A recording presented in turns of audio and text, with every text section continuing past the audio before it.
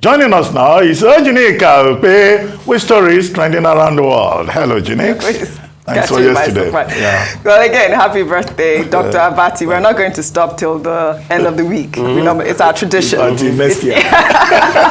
It's our tradition. I hope you had a great time. Thank you. I did. Rufai, good morning. And I must have to confess, Dr. Abati fulfilled all implications. Correct. He has paid his debt. Correct. Birthday debt. Well, all right. Good morning to you, viewers. Let's begin what's trending with reactions trailing the formal flag-off of the campaign against the presidential candidate of the People's Democratic Party, Atiku Abubakar, by G5 governors, the 5 aggrieved governors who have continued to insist that the national chairman of the party, Iyorchia Ayu, should resign. Well, on Sunday night, during a dinner organized in honor of the G5, hosted by Benue State Governor Samuel Ortom at the new banquet hall of the government house in Makurdi, the governor bestowed the honorary citizen status on his colleagues. While speaking at the event, the governor of Rivers State, Wike, said nobody can break their ranks because they are bonded to save Nigeria. What we came here today to do is to give him solidarity, support for tomorrow's campaign, to tell the people of Benue we are with Governor Ortom.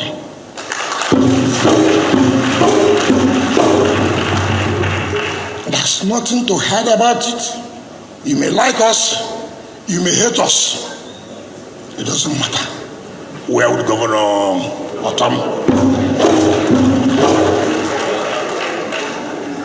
And you see, if you look at us here, the way we are, people have tried to see how they can break us. You cannot. We are bonded to save Nigeria. That's how we are bonded. Well, all right, let's take some reactions. This is from Winter, who wrote, "The odds are really looking bad for Atiku, with Governor Bala Mohammed out and Governor Udom contemplating an exit. Add that to the aggrieved G5 governors. The only sensible thing to do at this point is to withdraw from the presidential race." Well, Victor wrote, "If you think karma is not real, please check Atiku Abubakar presidential dream. He sabotaged PDP in 2015, made sure he installed a northerner against his own party, and good luck, Jonathan. Then he lost in 2019. Now the G5 governors will help him lose again in 2023. Hashtag Nigeria decides 2023. Well, another tweet there goes, "In the past, Atiku wielded so much powers over governors during the admin of Obasanjo. And in the days of Jonathan, Atiku was solidly behind and even instigated the 7 PDP governors that eventually removed JEJ's government. Today, he's been stabbed by the same sword now called G5 governors led by Wike." Well, after that ceremony at the new banquet hall of the government house in Makurdi, the G5 governors, in celebration of their unity, danced in thief style, led by the governor of Rivers State. Well, let's take a look.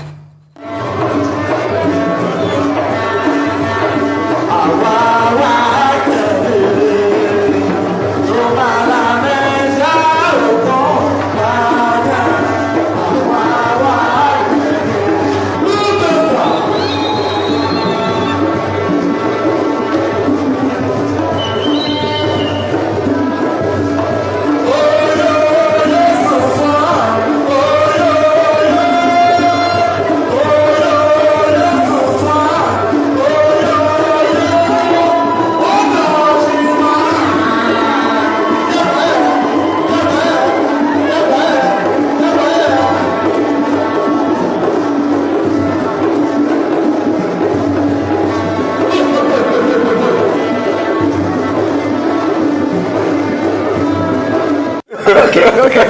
We're all cracking up. I can't stop. All 5 of them. Dancing as if it's so good that is that. Oh my goodness. Great fun there. Yes. But I think what the G5 governors have tried to do, following the comment on VOA by presidential candidate of the PDP, Atiku Abubakar, that the party is moving on. And I really is not bothered whether or not the G5 are going with him or not. Well, there's also been a response, I think, from Dino Melaye, spokesperson for the campaign, saying that, look, those governors, at the end of the day, they will still work for the presidential candidate. We hope that before, the election, maybe something will happen. They will be able to mend their fences. But clearly, this is a message from the 5 governors saying that we are together. Yes. We can't break our ranks. And that they still insist on their minimum demand, which is that for the purposes of equity, justice, and fairness in the People's Democratic Party, and in line with Section 17, subsection 1 of the party's constitution, that you cannot have leaders of the party from the same zone. In this regard, the chairman of the party from the north, and also the presidential candidate from the north. But Iyorchia Ayu, senator, has said that he's not stepping down. The party has passed a vote of confidence in him. The candidate himself has said, well, we are moving on. Right, so that's that about that. At that event, I mentioned it earlier on, when Governor Otom was commissioning roads, the road behind the commissioner's quarters, leading straight to the house of Senator Iyorchia Ayu, he named it after Nyesom Wike. Yes, after Wike. So that anytime Senator Ayu goes home, incidentally, he's going to have his 70th birthday sometime this month. When he's going home, he will be reminded of Nyesom Wike's presence. And his address will be Nyesom Wike Road, with some macabre humor there. However, the person's tweet that you read, one of the tweets said, Governor Bala Mohammed is complaining and all of that about being marginalized. But we've seen pictures of Governor Bala Mohammed visiting the presidential candidate of the PDP. And they took a picture together. And it's been said, even by Governor Bala Mohammed himself, that no, he doesn't have any issues. He's working for the presidential candidate of the party. Also, the chairman of the campaign, Governor Udom Emmanuel, who has been quoted as saying, oh, he has not been mobilized, financially. He too in the papers has debunked that to say that it is mere rumor. It is not true. So I think it's important to give those two clarifications. But whatever it is, the PDP will still need to work together as a team. That is the most important thing. Because this 2023 yes. election, with the kind of emotions flying all over the place, across board, among surrogates, among supporters, it's going to be a really tough election. Yes. And everybody involved will have to mobilize. You can't take anything for granted, particularly now that we have an electoral framework that does not leave too many loopholes for misconduct or manipulation. Absolutely. I mean, Oji, the dance was entertaining. I was trying my hands out on the dance. I knew you were going to do that. It was so entertaining. Very, very lovely, fun sight to behold there. But one thing is certain. Politicians, here they go again. They'll mend their fences if they can, but if they can't, they wouldn't do it. And this has gone down to the wire. A part of me says this fight might not end before elections, but who am I to talk about politicians? They always put something out the very last minute. But all of these fights you see they're fighting, and I'm responding to what Governor Wike said, we are bonded to save Nigeria. Heck no.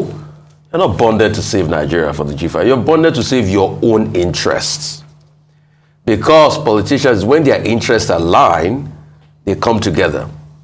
All of these people you see that are best friends today, Oji, I bet you, the next minute, once one of their interests don't align, they can be the worst enemies overnight. So they are bonded for their own interest. And please leave Nigeria out of it, because when they do all of their plans and their executions, then they put the hard suffering Nigerian people into it and say, oh, we are doing it because of you, Nigeria. You're not doing it because of us Nigerians. You're doing it because of your own selfish interests. So it's a fight of interests. What is in it for me? If they can reach a deal on the table, they get what's in it for them. But if they cannot reach a deal on the table, they continue to fight. But don't think more about their fight. Think more about what concerns you. Think more about the policies that are your interest. Interrogate politicians and ask them what they'll do for you. The Nigerian electorate, this is the time you ought to be selfish. The problem is that you've not been selfish enough. You've only listened to people that said, I'll do this for you, and they lie to you. Hold them accountable. Hold them accountable and try as much as possible to make this election be about you and your choice and ensure your vote is counted. That's all that matters. Leave the politicians. They'll always fight for their interests. When their interests align, they'll fight. All right? But most importantly, who can do stuff for you? Because you need a lot in your life. You've got no pipe-borne water. You've got no quality education. You've got no quality healthcare and things like that. There's insecurity. Your own people are being kidnapped. It's not the politicians that are being kidnapped. It is your own people that are being kidnapped, and you have to pay big fat ransoms. All right? And you don't even have the money. You have to borrow and sell your homes. But the politicians have everything. They stock money in their wardrobes and things like that. Tons and tons of Naira bills. You see with the Naira redesign, you see a lot of money they have in their homes. It is not me and you. Let this become about us, not the politicians. Very well said, Rufai. We'll take another story. There's been mixed reactions after the High Court of the Federal Capital Territory in Abuja sentenced the chairperson of the Economic and Financial Crimes Commission, Abdulrasheed Bawa, to Kuje Prison for contempt of court on Tuesday. The case, which has been subsisting since the time of Ibrahim Magu as the acting chairperson of the EFCC, was filed by former Air Vice Marshal Rufus Ajuowo, who accused the agency and its leadership of violating a court order issued on the 21st of November 2018, ordering them to return his seized Range Rover and 40 million naira. The commission continued to disobey the court order after Abdulrasheed Bawa became the EFCC chairman in February 2021, while the anti-corruption agency had arraigned the former military chief in 2016 on a 2-count charge after they accused him of receiving kickbacks to the tune of 40 million naira and a Range Rover Sport valued at 20 million naira from a contractor of the Nigerian Air Force. The judge at the time discharged Ajuowo in a judgment delivered on the 21st of November 2018. While in dismissing the suit, the judge held that the EFCC failed to prove that he accepted the gifts while discharging his official responsibility as military chief and that the gifts were inducements or rewards. Meanwhile, the EFCC spokesperson says the anti-graft agency will appeal the court order. Dr. Bati, over to you. In this case, is an appeal at this point. You've already given the facts of the case. Absolutely. So if we start with the facts of the case, we go to the issue. Yes. The issue here is content. The simple explanation is that 1, nobody is above the law. 2, even when a court rules against you, you have the right of appeal. Yes. And that is why the EFCC has gone on appeal. On appeal, correct. Now, when the EFCC, when the matter is heard on appeal, then you will know what will be decided at the end of the day. But contempt, is part of legal proceedings. There are 2 types of contempt. There is contempt in fascikuria, that is contempt in the face of the court, when you are rude in court or you disobey the judge or, you misbehave in court. Then the judge can say, no, I'm charging you for that. Then there's also contempt ex fascikuria. This will fall under the category of contempt ex fascikuria, coram non judice. And what it means is willful disobedience of a court order. However, under your fundamental human rights, whatever the court says, you can appeal. Mm-hmm. And the EFCC has gone on appeal, yes, and the matter will be determined. But however, what is important at all times is that the only people who have immunity under the law is the president, the governors, the deputy governor, the vice president. No other person, no other public officer has immunity under the law. But you have rights. Absolutely. And it's within the due province of the EFCC chairman to assert his own fundamental rights by going on appeal. Absolutely. Well said, Dr. Bati. We shall take our final story. Instagram influencer Hush Puppy, whose real name is Ramon Abbas, on Tuesday was jailed for more than 11 years in the United States for his role in an international fraud syndicate and was also ordered to pay over $1.7 million in restitution to 2 victims, while the influencer rose to fame, flaunting his wealthy lifestyle on his Instagram page, which boasted 2.8 million followers. But it all came crashing down when he was arrested in Dubai in 2020.